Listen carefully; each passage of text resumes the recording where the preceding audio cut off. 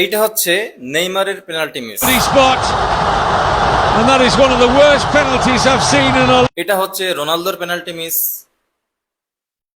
আর এইটা হচ্ছে এমবাপ্পের পেনাল্টি মিস।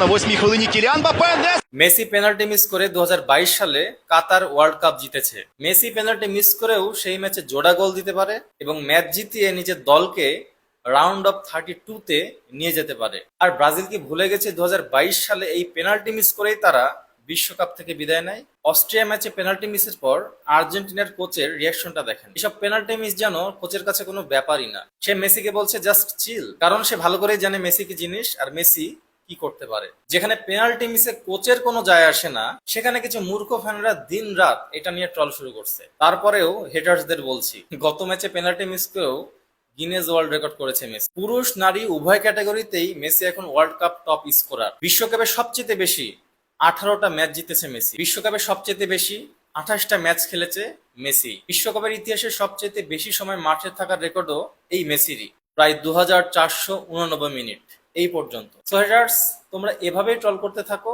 আর মেসি একের পর এক বিশ্ব রেকর্ড করতে থাকো।